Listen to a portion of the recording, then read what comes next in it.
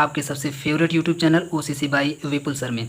आज हम लोग पढ़ेंगे पी ब्लॉक एलिमेंट्स के पार्ट नंबर 17 में सल्फ्यूरिक अम्ल को, क्योंकि अगर आप लोग 2019 में पेपर देने जा रहे हैं, 2019 में भी पढ़ रहे हैं और 2020 में पेपर देने वाले हैं, तो ये पार्ट आप लोग मत पढ़िएगा क्योंकि ये आपके सिलेबस से हट चुका है। लेकिन अगर आप लोग 2021 के बाद 21 में पढ़ रहे हैं और 2022 में, 23 में, 24 में, 25 में, 26 में किसी भी ईयर में अगर आप लोग पेपर देने जा रहे हैं तो प्लीज़ इस पार्ट को जरूर पढ़ लीजिएगा, ये एग्जाम में आ सकता है। ठीक है, सल्फ्यूरिक अम्ल की अगर हम लोग बात करें तो ये बहुत ही इंपॉर्टेंट अम्ल होता है और ये सबसे ज़्यादा एग्जाम में पूछा जाने वाला होता है। कैसे, अभी हम आगे बताएंगे।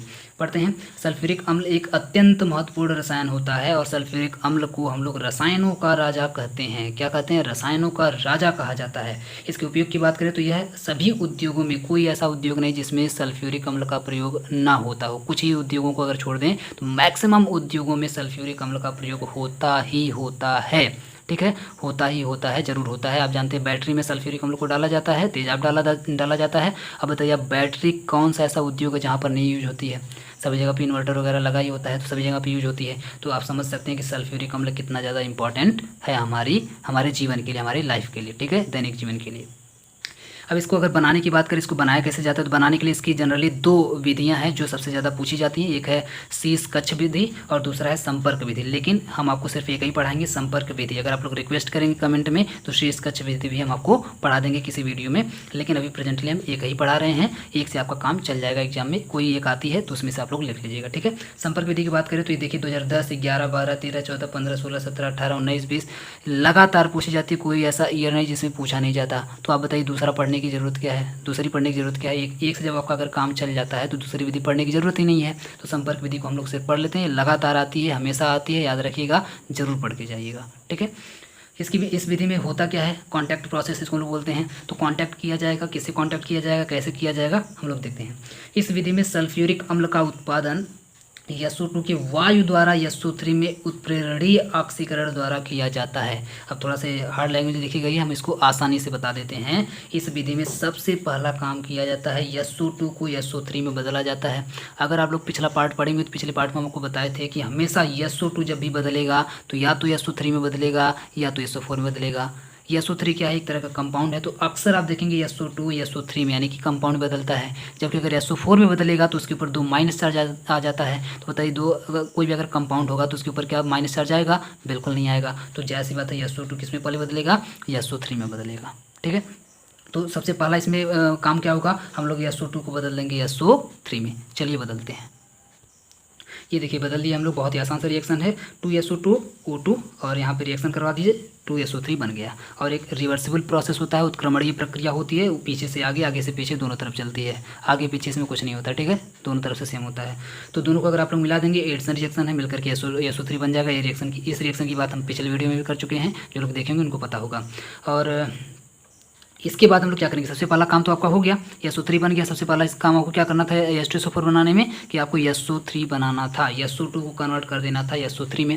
अब SO3 का इस्तेमाल कैसे करेंगे? इसके बाद प्राप्त SO3 को सांद्र H2SO4 में घोल कर, देखिए ये जो SO3 प्राप्त हुआ है इसको हम लोग घोल देंगे H2SO4 में। देखिए हमको बनाना भी H2SO4 है, हमको H2SO4 खुद बनाना है और हम SO3 को H2SO4 में ही घोल रहे हैं। एक ऐसा रिएक्शन है कि खुद इसी से बनता है और इसी को बनाया जाता है। ठीक है, तो SO3 को हम लोग H2SO4 में घोल देंगे और जब घोलेंगे तो एक प्रोडक्ट प्राप्त होगा, एक उत्पाद बनेगा जिसका नाम होगा ओलियम।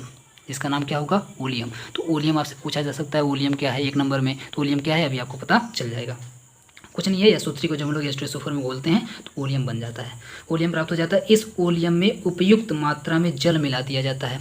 अब देखिए, सबसे पहले हम लोग SO2 को SO3 में कन्वर्ट कर लेंगे, फिर SO3 को SO3 में मिला देंगे, H2SO4 बन जाएगा ओलियम। फिर ओलियम का रिएक्शन करवा देंगे जल से और थोड़ा सा जल मिला करके ऐसे हिला देंगे। हिलाने के बाद तुरंत बन जाएगा क्या? जो हमको बनाना है H2SO4। कैसे? रिएक्शन से समझते हैं। ये रहा आपके सामने रिएक्शन। तो ये रहा H2SO4, ये रहा SO3। हम आपको बोले SO3 बनने के बाद क्या कर देना है? H2SO4 से रिएक्शन करवा देंगे, सब आपस में मिल जाएगा, सब मिल करके खिचड़ी बन जाएगी और उस खिचड़ी का नाम होगा ओलियम। उस खिचड़ी का नाम क्या होगा? ओलियम होगा। H2SO4 SO3 मिलकर के बना लेगा H2SO7। ठीक है, सब आपस में मिल जाएगा। अब ये जो बना है H2SO7 इसका जल से रिएक्शन करवा देंगे और जब ही वाटर से रिएक्शन करवाएंगे तो 2 बार H2SO4 बन करके तैयार हो जाएगा। तो अभी आप देखें तो हम लोग इसमें सिर्फ एक H2SO4 तो पहले से मिलाए हुए थे, तो एक ही पुराना वाला है, लेकिन एक जो बना है वो कौन सा है, वो नया बन करके तैयार हो गया। तो हमारा फ़ायदा हुआ कि नहीं हुआ, एक दो लो, यानी कि buy one get two free वाला मामला यहाँ पे चल रहा है। एक दोगे तो 2 आपको मिल जाएगा, ठीक है, इस तरीके से। अब आते हैं लास्ट हेडिंग, भौतिक गुण की बात कर लेते हैं आज हम लोग। गुण में देखें सबसे पहले भौतिक गुण की बात करें तो शुद्ध H2SO4 एक रंगहीन गाढ़ा द्रव होता है, सभी को पता है। यह जल में विलेय होता है, जल में आप लोग बोलेंगे तो घुल जाएगा, अच्छी बात है, घुल जाएगा। तीसरे की बात करें तो H2SO4 जल के साथ मिलाने की प्रक्रिया में काफ़ी मात्रा में ऊष्मा उत्सर्जित करता है तथा आयतन में कमी प्राप्त होती है। याद रखिएगा, कभी भी H2SO4 को जल में मत मिलाइएगा। जल में विलेय तो है लेकिन कभी भी H2SO4 को जल में नहीं मिलाते हैं, जल को मिलाते हैं H2SO4 में। क्यों? क्योंकि जब आप लोग H2SO4 को जल में मिलाएंगे तो मिलाने के बाद मामला गड़बड़ होगा। गड़बड़ क्यों होगा? गड़बड़ इसलिए होगा क्योंकि बाबू जो ही आप लोग जल में मिलाएंगे तो वहाँ पे काफ़ी मात्रा में ऊष्मा उत्सर्जित होती है, काफ़ी मात्रा में हीट निकलती है, हीट। और जो हीट होती है उसकी वजह से आयतन में कमी आ जाती है। आयतन का मतलब है कि अभी मान लीजिए 1 गिलास था तो घट करके पता चला कि आधा पौना गिलास हो गया, ठीक है, इस तरीके से।